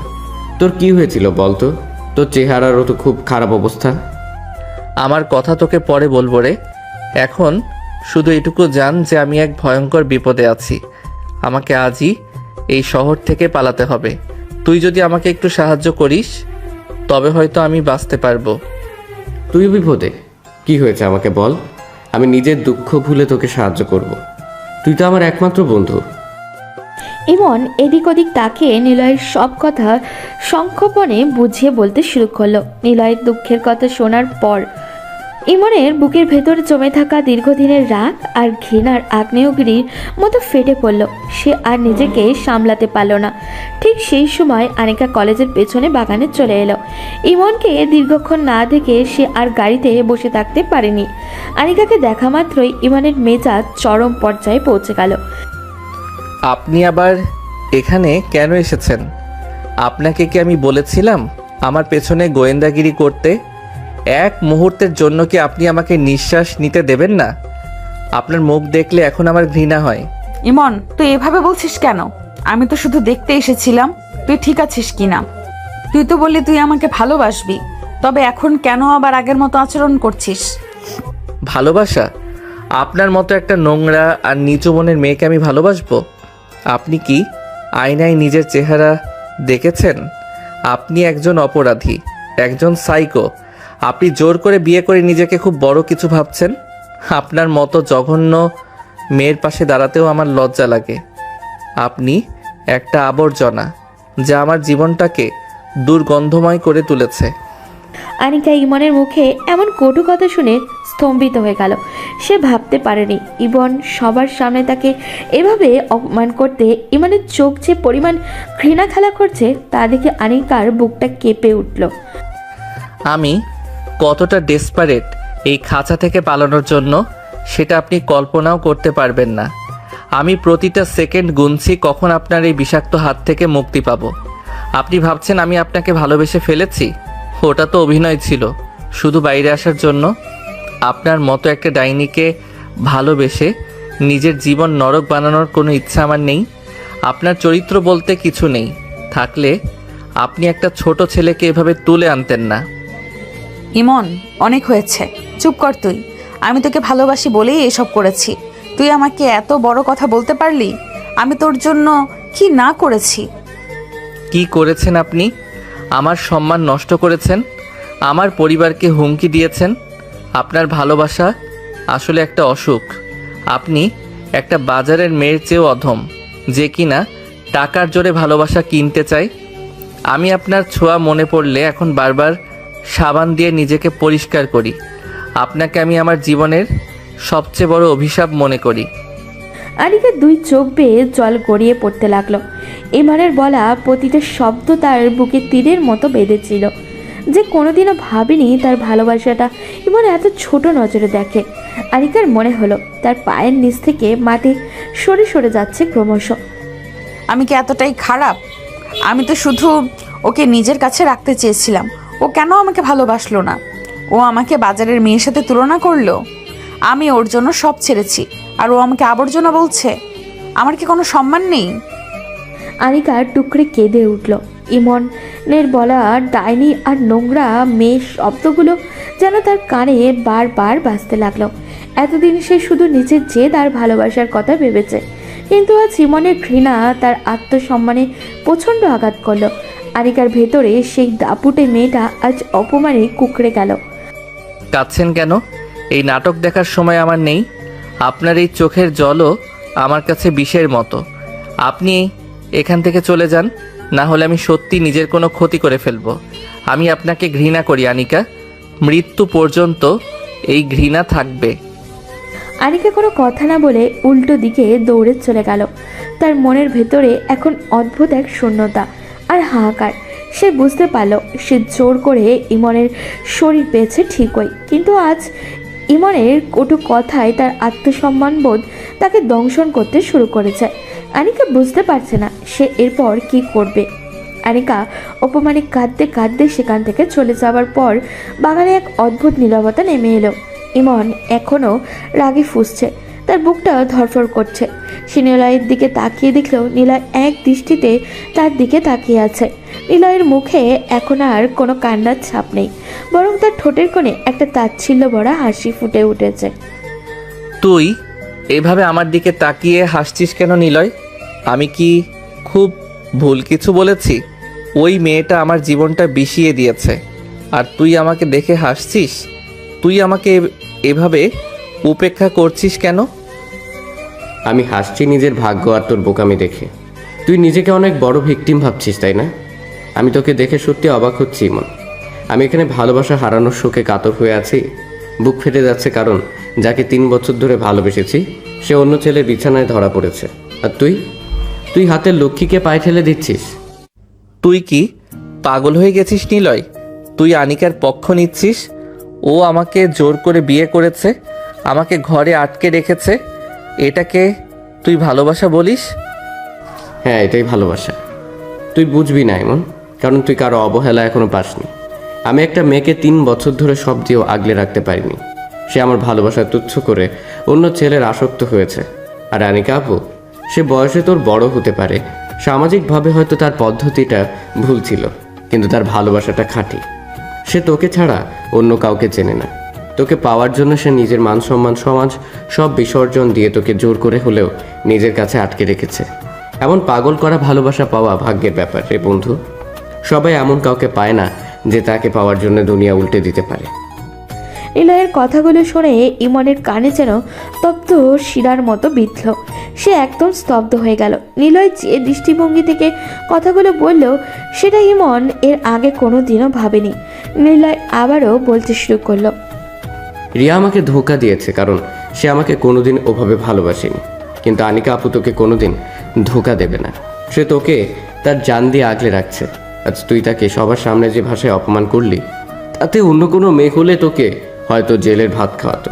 কিন্তু সে কাঁদছে আর তোর ঘৃণা সহ্য করেও তোকে আগলে রাখতে চাচ্ছে। বিশ্বাস কর ইমন, ভালোবাসা না পাওয়ার যন্ত্রণার চেয়ে এই ভালোবাসা পাওয়া অনেক বেশি ভাগ্যের। ইমনের মাথার ভেতরে তখন হাজারটা চিন্তা ঘুরপাক খাচ্ছে। সে মনে মনে ভাবতে লাগলো, নিলয় তো ভুল কিছু বলছে না। আসলেও কি সে একটু বেশি করে ফেলেছে? আনিকা তাকে তো কোনোদিন খারাপ পথে নেয়নি, শুধু নিজের কাছে আগলে রাখতে চেয়েছে। সে কি সত্যি আনিকার ভালোবাসার গভীরতা বুঝতে ভুল করলো? আমি কি সত্যি বেশি বলে ফেলেছি? ও আমাকে বাজারে মেয়ের সাথে তুলনা করতেও একবার বাদলো না। নিলয়ের কথাগুলো ঠিক হলে তো আমি অপরাধী। আনিকা তো শুধু আমাকে ভালোবেসেছে, সে তো কারোর সাথে সম্পর্কে জড়ায়নি। সে তো শুধু আমাকেই তার দুনিয়া বানিয়ে নিয়েছে। আমি কি তবে ওর আত্মসম্মানে বড্ড বেশি আঘাত করে ফেললাম? ইমনের মনের ভেতরে যে জেদ আর রাগ ছিল তা মুহূর্তের মধ্যে জল হয়ে যেতে লাগলো। নিলয়ের করুণ পরিস্থিতি আর আনিকার জন্য তার সাফাই গাওয়া ইমনকে নতুন করে ভাবতে বাধ্য করলো। তার মনে হলো আনিকার চোখের জলগুলো বোধহয় মিথ্যে ছিল না। যা, এখন নিজেকে নিয়ে আর ভেবে কাজ নেই। পারলে ওর চোখের জল মোছানোর চেষ্টা কর। এমন ভালোবাসা হারিয়ে ফেললে পরে আমার মতো আফসোস করতে হবে। রিয়াকে আমি ফেরত পাবো না, কিন্তু তুই চাইলে আনিকাকে সুখী করতে পারিস। নিলয় সেখান থেকে ধীর পায়ে হেঁটে চলে গেল। ইমন একা বাগানে দাঁড়িয়ে রইল। তার কানে বারবার বাজছে আনিকার সেই কান্নার শব্দ। সে বুঝতে পারছে না সে এখন গাড়ির দিকে যাবে নাকি কলেজের ভেতরে অদৃশ্য হয়ে যাবে, কিন্তু তার পা যেন অজানাতেই আনিকাকে খোঁজার জন্য ব্যাকুল হয়ে উঠল। নিলয় চলে যাওয়ার পর নির্জন বাগানে একা দাঁড়িয়ে রইল ইমন। নিলয়ের কথাগুলো ইমনের কানে বারবার প্রতিধ্বনিত হতে লাগলো। সে যে ভাষায় আনিকাকে অপমান করেছে তা মনে পড়লে নিজের ওপর নিজেরই ঘৃণা লাগতে শুরু করেছে। রাগের মাথায় সে হিতাহিত জ্ঞান হারিয়ে ফেলেছিল। আমি কি সত্যি এত নিচু মনের হয়ে গেলাম যে মেয়েটা আমাকে নিজের জীবনের চেয়ে বেশি গুরুত্ব দিল তাকে আমি বাজারের মেয়ের সাথে তুলনা করলাম? আমি একবারও ভাবলাম না ওর একটা আত্মসম্মান আছে। ছি ইমন, রাগ ছিল তোর ওর পদ্ধতির উপর, কিন্তু তুই তো ওর চরিত্র নিয়ে কথা তুললি। আমি সত্যি অনেক বড় ভুল করে ফেলেছি। ইমনের বুকটা ধরফর করতে লাগলো। তার বারবার মনে পড়তে লাগলো আনিকার সেই জল ভরা চোখ দুটো। আনিকা হয়তো ভুল পথে তাকে কাছে পেতে চেয়েছিল, কিন্তু তার প্রতি ইমনের এই ভাষা কোনোভাবেই তো গ্রহণযোগ্য ছিল না। ইমন দ্রুত কলেজের গেটের দিকে দৌড়ে গেল, কিন্তু যেখান গিয়ে দেখলো আনিকার গাড়িটা আর নেই। সে বুঝতে পারলো আনিকা অপমানে একাই চলে গেছে। না, আমাকে ওর কাছে যেতেই হবে। এই অপরাধ বোধ নিয়ে আমি বাঁচতে পারবো না। ওকে খুঁজে বের করে আমার ক্ষমা চাইতেই হবে। এমন একটা রিক্সা নিয়ে দ্রুত আনিকাদের বাড়ির দিকে রওনা দিল। পুরোটা রাস্তা সে শুধু ভাবলো কিভাবে আনিকার সামনে গিয়ে দাঁড়াবে। বাড়ির গেটে পৌঁছাতেই বডিগার্ডরা তাকে পথ ছেড়ে দিল। এমন এক ছুটে বাড়ির ভেতরে ঢুকে সোজা উপরে আনিকার ঘরের সামনে গেল, কিন্তু গিয়ে দেখলো দরজাটা ভেতর থেকে শক্ত করে বন্ধ করা। আনিকা আপু, দরজাটা একবার খুলুন। আমি আপনার সাথে কথা বলতে চাই। আমি রাগের মাথায় অনেক বড় ভুল করে ফেলেছি। প্লিজ একবার দরজাটা খুলুন। ঘরের ভেতর থেকে কোনো উত্তর এলো না, শুধু মাঝে মাঝে হালকা কান্নার আওয়াজ পাওয়া যাচ্ছিল। এমন বারবার দরজায় কড়া নাড়তে লাগলো, কিন্তু আনিকা পুরোপুরি নিশ্চুপ। আমি জানি আপনি আমাকে ক্ষমা করবেন না। আমি আপনাকে যা বলেছি তা ক্ষমার যোগ্য নয়, কিন্তু বিশ্বাস করুন আমি সত্যিই খুব লজ্জিত। আপনাকে ছোট করার কোনো অধিকার আমার নেই। আপনি অন্তত একবার সামনে এসে আমাকে গালি দিন, মারুন, তবু এভাবে চুপ করে থাকবেন না। তুই এখান থেকে চলে যাই ইমন। তুই তো আমাকে আবর্জনা বললি, নোংরা বললি। আবর্জনার সাথে কথা বলে নিজের সময় নষ্ট করিস না। আমি তোকে আর জোর করব না। তুই তো মুক্তি চেয়েছিলি না? যা, এই বাড়ির দরজা তোর জন্য খোলা। তুই যেখানে খুশি চলে যেতে পারিস। না, আমি কোথাও যাব না। আপনি এভাবে বলবেন না। আমি জানি আমি আপনাকে খুব আঘাত দিয়েছি। আমি হাত জোর করে ক্ষমা চাচ্ছি। প্লিজ দরজাটা খুলুন। আপনার এই নিস্তব্ধতা আমাকে শেষ করে দিচ্ছে। আনিকার কোনো কথা বলল না। সে নিজেকে বিছানায় গুটিয়ে নিল। ইমনের প্রতি তার যে গভীর টান ছিল, ইমনের একটা আঘাতেই তা যেন অভিমানের পাহাড় হয়ে গেছে। সে ভাবতেও পারেনি যাকে সে হৃৎপিণ্ড দিয়ে ভেবেছিল সে তাকে এতটা নিচে নামিয়ে দেবে। আপনি না খুললে আমি এই দরজার সামনেই বসে থাকব। আপনি যতক্ষণ আমাকে ক্ষমা না করবেন আমি এক ফোঁটা জলও মুখে তুলব না। আমি সত্যিই বুঝতে পেরেছি আমি আপনাকে কতটা কষ্ট দিয়েছি। ইমন দরজার সামনে মেঝেতে বসে পড়ল। ওদিকে ঘরের ভেতরে আনিকা বালিশে মুখ গুজে কাঁদতে লাগলো। তার আত্মসম্মানে লাগা ক্ষতটা আজ অনেক বেশি গভীর। ইমন বাইরে থেকে বারবার মিনতি করছিল, কিন্তু আনিকা আজ নিজেকে নিজেরই তৈরি এক অন্ধকার ঘরে বন্দি করে ফেলেছে, যেখানে সে কাউকে ঢুকতে দিতে চায় না। দরজার সামনে বসে অনেকক্ষণ ডাকাডাকির পরেও যখন আনিকা কোনো উত্তর দিল না, তখন ইমন মরিয়া হয়ে উঠল। সে জানে আনিকা কতটা জেদি, আর আজ তার সেই জেদ অভিমানে রূপান্তরিত হয়েছে। ইমন তড়িঘড়ি করে ঘরের পেছনে বারান্দার দিকে গেল এবং থাই জানালার কাছে গিয়ে কাচের উপরে নক করতে শুরু করলো। প্লিজ আনিকা, দরজাটা একবার খোলো। আমার কথাগুলো অন্তত একবার শোনো। আমি জানি আমি খুব অন্যায় করেছি, কিন্তু বিশ্বাস করো আমি ওরকম কিছু বলতে চাইনি। একবারটি জানালাটা খোলো। ইমনের অনবরত ধাক্কার আকুতির শব্দ শুনে আনিকা জানালার কাছে এগিয়ে গেল, কিন্তু সে পর্দা সরালো না। জানালার ওপাশ থেকেই তার কণ্ঠস্বর ভেসে এলো, যা ছিল অত্যন্ত ঝাঁঝালো এবং তিক্ততায় ভরা। তুই এখান থেকে চলে যাই ইমন। তোকে আমার আর দরকার নেই। তোর মতো উচ্চশিক্ষিত আর ভালো মানুষের পক্ষে বাজারের মেয়ের সাথে টিকে থাকা সম্ভব না। তুই তো আমাকে আবর্জনা বলেছিলি, তবে কেন এখন আবর্জনার পেছনে সময় নষ্ট করছিস? তোর মুক্তির দরকার ছিল না? যা, আমি তোকে মুক্তি দিলাম। তুমি কেন ওসব কথা মনে ধরে রেখেছ? আমি রাগের মাথায় হিতাহিত জ্ঞান হারিয়ে ফেলেছিলাম। দেখো, তুমি যদি দরজা বা জানালা না খোলো আমি কিন্তু এখান থেকে এক পাও নড়ব না। আমি এখানেই দাঁড়িয়ে থাকবো যতক্ষণ না তুমি বের হচ্ছ। দাঁড়িয়ে থাকবি নাকি মরে যাবি তাতে আমার কিছুই যায় আসে না। তোর ঘৃণা আমি দেখেছি ইমন। তোর চোখে আমার জন্য এক ফোঁটাও মায়া নেই। আমার ভালোবাসা তোর কাছে অসহ্য লাগে, তাই না? তাহলে আর কেন এখানে নাটক করছিস? চলে যা বলছি। ঠিক সেই মুহূর্তে হঠাৎ করে আকাশ ছেড়ে বিদ্যুৎ চমকে উঠল। মেঘের প্রচণ্ড গর্জনে চারপাশ কেঁপে উঠল কেমন জানি। ইমন আকাশের দিকে একবার তাকালো, যেখানে কালো মেঘে ছেয়ে গেছে পুরো আকাশ। ঝড়ো হওয়ার বইতে শুরু করেছে, যা জানান দিচ্ছে এক্ষুনি প্রচণ্ড বৃষ্টি নামবে। ইমন আবারও করুণভাবে থাই জানলার ওপরে নক করতে লাগলো। আনিকা দেখো, আকাশ ডাকছে। এখনই অনেক জোরে বৃষ্টি নামবে। আমি তো বারান্দায় দাঁড়িয়ে আছি, পুরো ভিজে যাব। প্লিজ জেদ করো না, জানালাটা অন্তত খোলো। আমি তোমার হাত ধরে ক্ষমা চাইবো। ভিজলে ভিজবি? তুই তো আমার ছোঁয়া মনে পড়লে শরীর ঘেন্নায় সাবান দিয়ে পরিষ্কার করিস। আজকের বৃষ্টিতে ভিজলে হয়তো তোর শরীরের সেই নোংরা ভাবটা চিরতরে চলে যাবে। আমি জানলা খুলবো না। তুই আজ বুঝবি কাউকে উপেক্ষা করার যন্ত্রণা কতটা। আনিকা জানলার পাশ থেকে সরে গেল। ইমন অসহায়ভাবে জানলার কাচের উপরে হাত রাখলো। সে বুঝতে পারছে আনিকা এবার সত্যিই খুব ভেঙে পড়েছে। বৃষ্টির বড় বড় ফোঁটা ইমনের গায়ে পড়তে শুরু করেছে। বিদ্যুৎ চমকানোর আলোয় তার বিধ্বস্ত চেহারাটা বারবার স্পষ্ট হয়ে উঠছে, কিন্তু জানলার ওপাশে কোনো নড়াচড়া নেই। আনিকা যেন আজ পাথর হয়ে গেছে। বাইরে তখন আকাশের অবস্থা খুবই খারাপ। বিজুলি চমকানোর শব্দে কান ছালাপালা হয়ে যাওয়ার জোগাড়। বৃষ্টির ফোঁটাগুলো এত জোরে পড়ছে যে মনে হচ্ছে শরীরের চামড়া ছিদ্র হয়ে যাবে। ঝোড়ো হাওয়ার তোড়ে বারান্দার কাজগুলো এদিক ওদিক আছড় খাচ্ছে।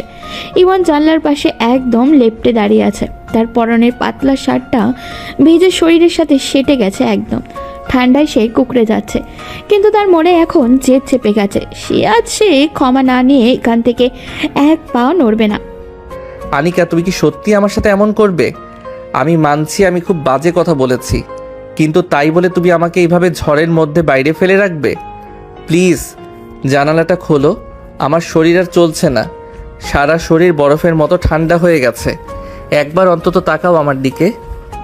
ঘরের ভেতরে আনিকা বিছানায় শুয়ে ডুকরে ডুকরে কাঁদছে। ইমনের প্রতিটা কথা তার কানে তীরের মতো বিঁধছে। সে বারবার বালিশে মুখ গুজে নিজের কান্না থামানোর চেষ্টা করছে, কিন্তু পারছে না। তার মনের মধ্যে এখন প্রচণ্ড জেদ আর অভিমান কাজ করছে। সে কোনোভাবেই নিজেকে শান্ত করতে পারছে না। আমি কোনো কথা শুনবো না তোর। তুই আমাকে সবার সামনে ছোট করেছিস, অপমান করেছিস। আমার ভালোবাসাটা তোর কাছে নাটক মনে হয়েছে না? আজ তুই বাইরে থাক। তুই তো আমাকে আবর্জনা বললি, তবে এখন কেন এই আবর্জনার কাছে হাত জোর করছিস? আমার অভিমান আজ তোর ভালোবাসার চেয়ে অনেক বেশি শক্তিশালী। তুই আজ বুঝবি কাউকে অবহেলা করলে কেমন লাগে। ইমন দাঁতে দাঁত লেগে শব্দ হচ্ছে। ঠান্ডায় তার কথা বলা দায় হয়ে পড়েছে। সে বারবার জানলার কাছের উপরে হাত দিয়ে আঘাত করছে, কিন্তু আনিকা আজ যেন পাথরের মূর্তি হয়ে গেছে। ইমন বুঝতে পারছে না এই বৃষ্টির মধ্যে সে আর কতক্ষণ টিকে থাকতে পারবে। তার মনে হচ্ছে সে এখনই জ্ঞান হারিয়ে পড়ে যাবে। তুমি কি চাও আমি মরে যাই? তুমি তো সব সময় বলতে আমি তোমার জান, তবে আজ কেন আমাকে মরার জন্য এইভাবে বাইরে ফেলে রেখেছো? আমার মাথা ঘুরছে আনিকা, আমি আর দাঁড়িয়ে থাকতে পারছি না। তুমি যদি জানালা না খোলো তবে আমি সত্যি এখানেই মরে পড়ে থাকবো। একবার শেষবারের মতো বলছি, প্লিজ দরজাটা খোলো। আনিকা কোনো উত্তর দিচ্ছে না। সে কানে আঙুল দিয়ে বিছানায় শুয়ে আছে। সে চাচ্ছে না ইমনের কোনো আকুতি তার কানে আসুক। কান্নায় তার গলা বসে গেছে। সে মনে মনে বলছে যে আজ সে ইমনের কোনো কথাতেই গলবে না, কিন্তু মানুষের মন তো বড়ই অদ্ভুত। সে যতই শক্ত হওয়ার চেষ্টা করুক না কেন, তার ভেতরটা তো ইমনের কষ্টের কথা ভেবে হাহাকার করে উঠছে। তবে তার ওই আত্মসম্মান আজ তাকে উঠতে দিচ্ছে না। আমি কোনো কথা শুনবো না। তুই আজ বুঝবি আনিকা চৌধুরী কি জিনিস। তুই আমাকে বাজারের মেয়ের সাথে তুলনা করেছিস, এটা আমি মরার আগ পর্যন্ত ভুলবো না। তোর এই ক্ষমা আমি নেব না। তুই যদি বাইরে দাঁড়িয়ে থাকতে চাস তবে থাক, আমার কিছু যায় আসে না। ঝড়ের দাপট আরও বেড়ে গেল। বাতাসের শব্দে ইমনের চিৎকারগুলো জানলার ওপাশে পৌঁছানো কঠিন হয়ে পড়ছে। ইমনের পা দুটো অবশ হয়ে আসছে। সে থায় জানলার রেলিংয়ে শক্ত করে ধরে রাখার চেষ্টা করছে, যাতে সে পড়ে না যায়। বৃষ্টি তোড়ে তার চোখ মুখ ঝাপসা হয়ে গেছে। সে চোখ মেলে তাকাতেও পারছে না। আনিকা, আমার খুব ভয় লাগছে। চারপাশটা অন্ধকার হয়ে আসছে। আমি বোধহয় আর বেশিক্ষণ কথা বলতে পারবো না। তুমি কি সত্যিই আসবে না? অন্তত একবার এসে দেখে যাও আমি কোন অবস্থায় আছি। আনিকা ক্লান্তিতে আর মানসিক যন্ত্রণায় বিছানায় শুয়ে শুয়ে কখন যে ঘুমিয়ে পড়েছে সে নিজেও জানে না। তার চোখ দুটো কান্নায় ফুলে গেছে। ঘুমের ঘোরেও সে অস্ফুট স্বরে ইমনের নাম নিচ্ছে, কিন্তু তার শরীর আর সাড়া দিচ্ছে না। সে গভীর ঘুমে তলিয়ে গেল। ওদিকে বাইরে ইমনের অবস্থা আরও শোচনীয় হয়ে পড়েছে। আমি জানি তুমি ঘুমিয়ে গেছো কিংবা আমাকে ইগনোর করছো। ঠিক আছে, আমি এখান থেকে নড়বো না। কাল সকালে যখন রোদ উঠবে তখন তুমি এই বারান্দায় আমার নিথর শরীরটা দেখতে পাবে। তখন হয়তো তোমার জেদ মিটবে। আমি তোমাকে ঘৃণা করার জন্য দুঃখিত আনিকা। আমি সত্যি অনেক বড় ভুল করেছি। রাত গভীর হতে লাগলো। ঝোড়ো হাওয়া আর বৃষ্টির তীব্রতা কমার কোনো লক্ষণই নেই। ইমন ঠান্ডায় কুকড়ে গিয়ে জানলার নিচের দেওয়ালে পিঠ ঠেকিয়ে মেঝেতে বসে পড়ল। তার মাথাটা একপাশে ঝুলে পড়েছে। সে বিড়বিড় করে কিছু একটা বলছে, কিন্তু কোনো শব্দ শোনা যাচ্ছে না। প্রকৃতির এই তাণ্ডবের মধ্যে এক যুবক তার করা ভুলের প্রায়শ্চিত্ত করতে গিয়ে মৃত্যুর কাছাকাছি পৌঁছে যাচ্ছে, অথচ ঘরের ভেতরে সেই প্রিয় মানুষটি অভিমানে চোখ বুজে পড়ে আছে। ভোর রাতের দিকে হঠাৎ করে আনিকার ঘুমটা ভেঙে গেল। ঘরের ভেতরে এসি চললেও বাইরে ঝড়ের যে তাণ্ডব চলছিল তার রেশ এখনও কাটেনি। আনিকা বিছানা ছেড়ে উঠে চোখে মুখে জল দিয়ে একটু ফ্রেশ হয়ে নিল। ড্রেসিং টেবিলের উপর থেকে নিজের ফোনটা হাতে নিয়ে দেখলো রাত 3:10। ফোনটা হাতে নিতেই হঠাৎ তার বুকের ভেতরটা ধক করে উঠল। তার মনে পড়ে গেল ইমনের কথা। ইমন তো বাইরের বারান্দায় দাঁড়িয়েছিল। রাত তো অনেক হলো, বৃষ্টিও তো বেশ কিছুক্ষণ ধরে হচ্ছে। ইমন কি এখন ওখানে দাঁড়িয়ে আছে, নাকি আমাকে ভয় দেখানোর জন্য এসব বলেছিল? ও নিশ্চয়ই এতক্ষণে নিজের ঘরে গিয়ে আরাম করে ঘুমাচ্ছে। আমি শুধু শুধু ওর জন্য চিন্তা করছি। যে ছেলে আমাকে এত বড় অপমান করতে পারে, সে এতক্ষণ আমার জন্য বৃষ্টিতে ভিজবে না। আনিকার মন মানছিল না। একদিকে রাগ আর অন্যদিকে দুশ্চিন্তা তাকে পাগল করে দিচ্ছিল। সে ভাবলো একবার চেক করে দেখলে ক্ষতি কি। সে ধীর পায়ে জানলা দিয়ে এগিয়ে গেল। পর্দার আড়াল থেকেই তাই জানলার লকটা খুলে সে যখনই কাজটা সরালো, তখন বাইরে হিমশীতল হাওয়া তার গায়ে এসে লাগলো। জানলার ঠিক নিচেই মেঝের দিকে তাকাতেই আনিকার কলিজা যেন শুকিয়ে গেল। ইমন, খুব খোদা, এটা আমি কি করলাম?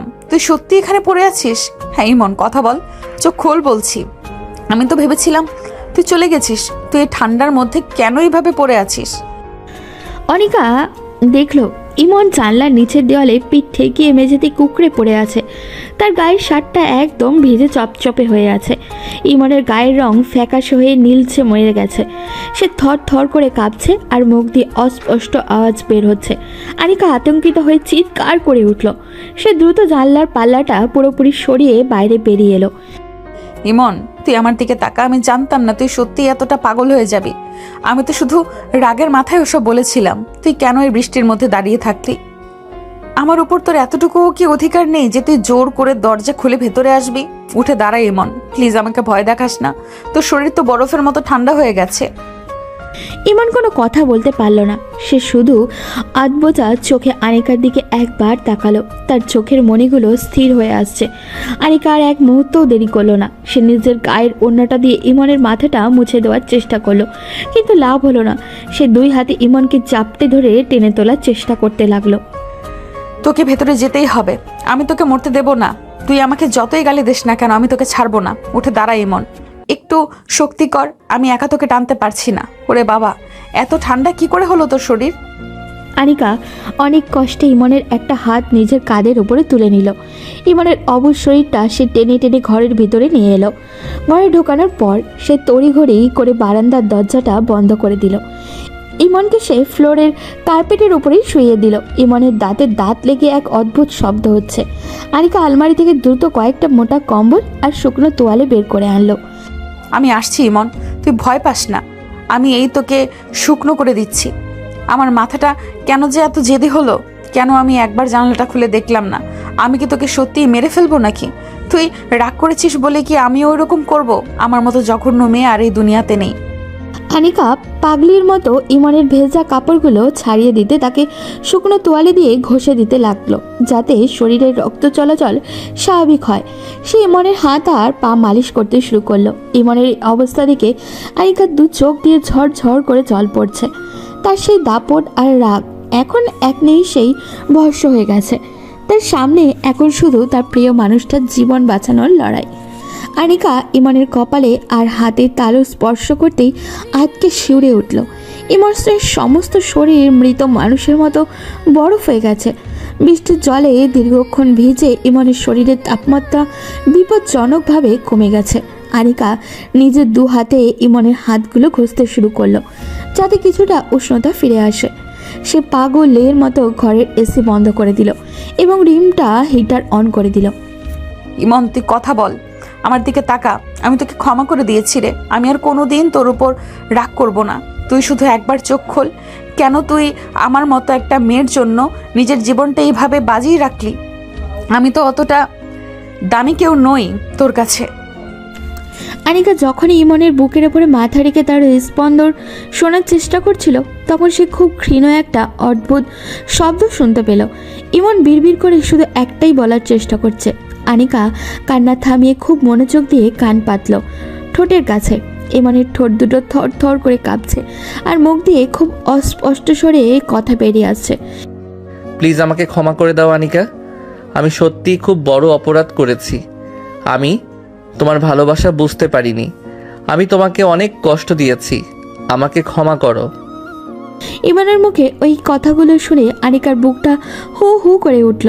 যে ছেলেটা তাকে একটু আগেও ঘৃণা করছিল, সে এখন মৃত্যুর সাথে পাঞ্জা লড়তে লড়তেও ক্ষমা চাইছে। আনিকা আর নিজেকে ধরে রাখতে পারল না। সে ইমনকে শক্ত করে জড়িয়ে ধরে তার বুকে মুখ গুজে ডুকরে কেঁদে উঠল। আর বলতে হবে না রে, তোকে আর কিচ্ছু বলতে হবে না। আমি সব বুঝেছি, তুই আমার ভালোবাসা বুঝতে পারিসনি, সেটা তোর দোষ না। আমি তোকে জোর করে বেঁধে রেখেছিলাম, কিন্তু আজ তুই যে শিক্ষা আমাকে দিলি তাতে আমার সব জেদ ধুলোয় মিশে গেছে। আমি তোকে ক্ষমা করে দিয়েছি, তুই শুধু সুস্থ হয়ে ওঠ। আনিকা লক্ষ্য করলো ইমনের শরীর এখন কাঁপছে। সে দ্রুত ইমনের গায়ের ওপর আরও দুটো মোটা কম্বল চাপিয়ে দিল। ইমনের জ্ঞান এখন পুরোপুরি ফেরেনি, সে জ্বরের ঘোরেই আবল তাবল বকছে। আনিকা তোয়ালে গরম করে ইমনের মাথায় সেক দিতে লাগলো। তার দু চোখের জল ইমনের গালে আছড়ে পড়ছে। আমি কতটা স্বার্থপর ছিলাম দেখ, আমি শুধু তোকে নিজের কাছে আটকে রাখতে চেয়েছিলাম, তোর মনের খবর কোনো দিন নিতে চাইনি। আজ যদি তোর কিছু হয়ে যেত তবে আমি সারা জীবন নিজেকে অপরাধী মনে করতাম। তোকে ছাড়া আমার কোনো অস্তিত্ব নেই ইমন। তুই আমার পাগলামিটা দেখলি, কিন্তু তোর প্রতি আমার মায়াটা কেন দেখলি না? ভোর হয়ে আসছে, বাইরে বৃষ্টির শব্দ এখন অনেকটাই কমে এসেছে। আনিকা সারা রাত ইমনের মাথার পাশে বসে রইল। সে এক মুহূর্তের জন্যও ইমনের হাত ছাড়েনি। ইমনের বরফ শীতল শরীরটা ধীরে ধীরে কিছুটা স্বাভাবিক হতে শুরু করেছে। আনিকা বারবার ইমনের কপালে হাত দিয়ে দেখছে জ্বরটা বাড়ছে কিনা। তুই শুধু একবার সুস্থ হয়ে সুস্থভাবে আমার দিকে তাকাবি, আমি কথা দিচ্ছি আমি তোকে আর কোনোদিন কোনো ঘরের মধ্যে বন্দি রাখবো না। তুই যেখানে যেতে চাস আমি সেখানেই তোকে নিয়ে যাব। শুধু তুই আমার ওপর থেকে এই ঘৃণাটা সরিয়ে নে, আমি আর তোকে কষ্ট দিতে পারবো না। ভোরের প্রথম আলো যখন জানলার পর্দা ভেদ করে ঘরে ঢুকলো, তখন ইমনের কাঁপুনি অনেকটাই কমে এসেছে। আনিকা ইমনের মুখের দিকে তাকিয়ে রইল। ইমনের ফ্যাকাশে মুখে এখন এক অদ্ভুত প্রশান্তি। আনিকা মনে মনে প্রতিজ্ঞা করল সে আর কোনোদিন ইমনের আত্মসম্মানে আঘাত করবে না এবং জোর করে ভালোবাসা পাওয়ার চেষ্টাও করবে না। ইমনের শরীরের তাপমাত্রা কোনোভাবেই স্বাভাবিক হচ্ছিল না। আনিকা রুম হিটার জ্বালিয়েছে, কয়েকটা কম্বলও দিয়েও দেখলো ইমনের শরীর এখনো বরফের মতো ঠান্ডা। ভয় আনিকার হাত পা কাঁপতে শুরু করলো। সে বুঝতে পারছিল না এই শেষ রাতে সে কাকে ডাকবে। হঠাৎই তার মনে পড়লো তার ছোটবেলার বান্ধবী রিয়ার কথা, যে এখন ডাক্তারি পড়ছে। আনিকা কাঁপা কাঁপা হাতে ফোনটা তুলে রিয়াকে কল দিল। হ্যালো আনিকা, এত রাতে ফোন করলি যে, সব ঠিক আছে তো? রিয়া, প্লিজ আমাকে বাঁচা। ইমনের শরীর একদম বরফ হয়ে গেছে। ও সারা রাত বৃষ্টির মধ্যে বাইরে পড়েছিল, আমি ডাকছি কিন্তু ও ঠিক মতো সাড়া দিচ্ছে না, শুধু বিড়বিড় করছে। আমি কি করব রিয়া, ও কি মরে যাবে? ফোনের ওপাশ থেকে রিয়া কয়েক সেকেন্ড চুপ থেকে পরিস্থিতির গুরুত্ব বোঝার চেষ্টা করলো। আনিকার গলার আওয়াজ শুনে সে বুঝতে পারল অবস্থা সত্যিই খুব খারাপ। আনিকা তুই শান্ত হ, তুই যা বলছিস সেটা মেডিকেলের ভাষায় হাইপোথার্মিয়া। শরীরের তাপমাত্রা একটা সীমার নিচে গেলে মানুষ মারাও যেতে পারে। এখন বাইরে যে অবস্থা, তাতে ডাক্তার আসতে অনেক দেরি হবে। তোকে এখনই কিছু একটা করতে হবে। আমি কি করব রিয়া? আমি তো ওকে কম্বল দিয়েছি, হিটার জ্বালিয়েছি, কিন্তু ওর কাঁপুনি থামছেই না।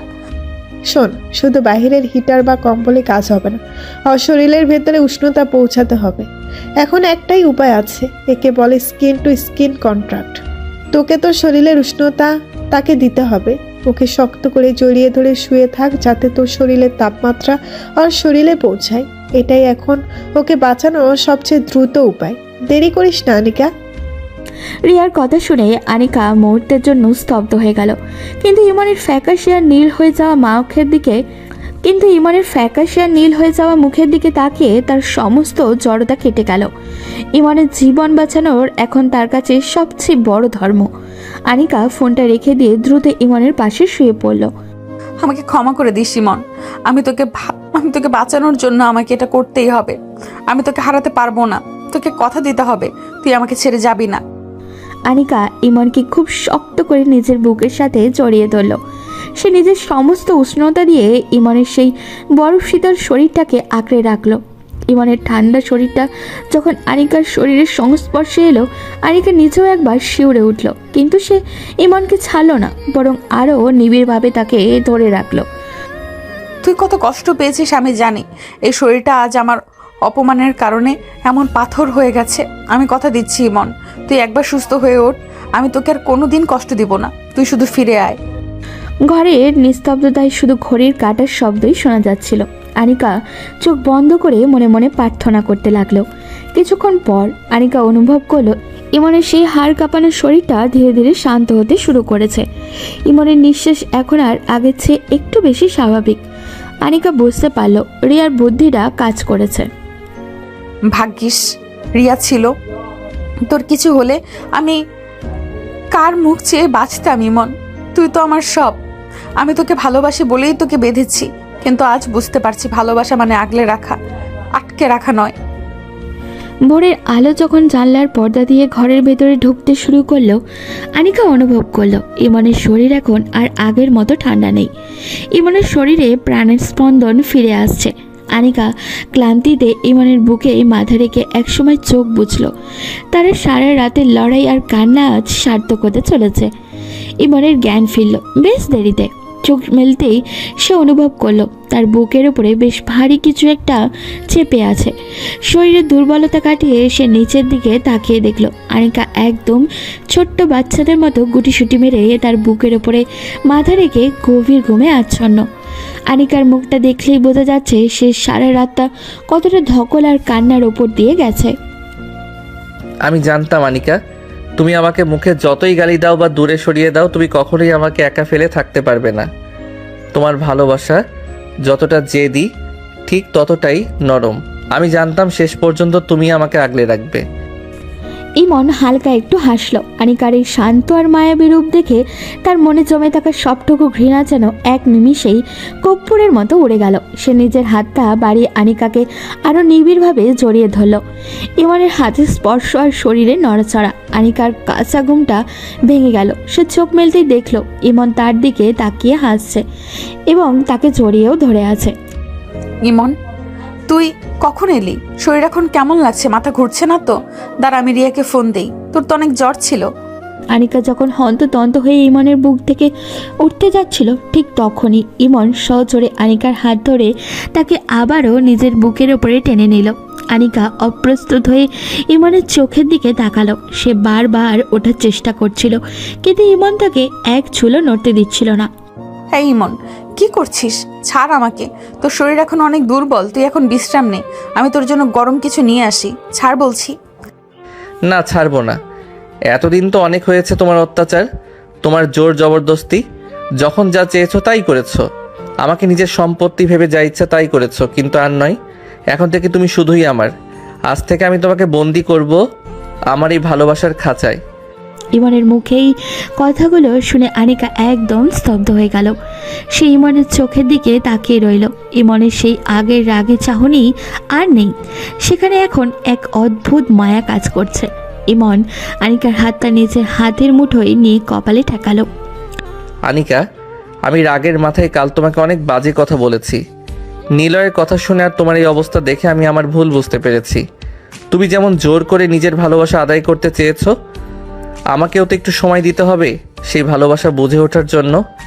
একটা মানুষকে রাতারাতি ভালোবাসা যায় না আনিকা, কিন্তু কাল রাতের পর আমি বুঝতে পেরেছি তুমি ছাড়া আমার খেয়াল রাখার মতো আর কেউ নেই। প্লিজ আমাকে ক্ষমা করে দাও। আমি তোমাকে আর কোনোদিন ওসব কটু কথা বলবো না। আনিকার চোখের কোণে জল চিকচিক করে উঠল। সে ভাবতেও পারেনি ইমন এত সহজে তাকে ক্ষমা করে দেবে এবং এভাবে তাকে নিজের করে নেবে। আনিকা ইমনের বুকে মাথা রেখে ফুপিয়ে কেঁদে উঠল। আমি তোকে অনেক কষ্ট দিয়েছি রে ইমন। আমি নিজেকে সামলাতে পারিনি। তোকে হারানোর ভয়ে আমি পাগল হয়ে গেছিলাম। তুই আমাকে ক্ষমা করছিস, এটাই আমার কাছে অনেক বড় ব্যাপার। আমি কথা দিচ্ছি আমি আর কোনো দিন তোর উপর জোর করব না। তুই যেভাবে থাকতে চাস আমি তোকে সেভাবেই রাখবো। এখন আর ওসব কথা বলে লাভ নেই। এখন শুধু এই সময়টা আমাদের। অনেক দিন তো যুদ্ধ করলাম, তোমার সাথে। এবার না হয় একটু শান্তিতে তোমার পাশে থাকি। তুমি কি রাজি? আনিকা কোনো কথা না বলেই ইমনের বুকে আরও শক্ত করে মুখ লোকালো। ইমনের ঠোঁটের কোণে তখন জয়ের হাসি। তবে এই জয় ঘৃণার নয়, এই জয় হলো এক পবিত্র ভালোবাসার।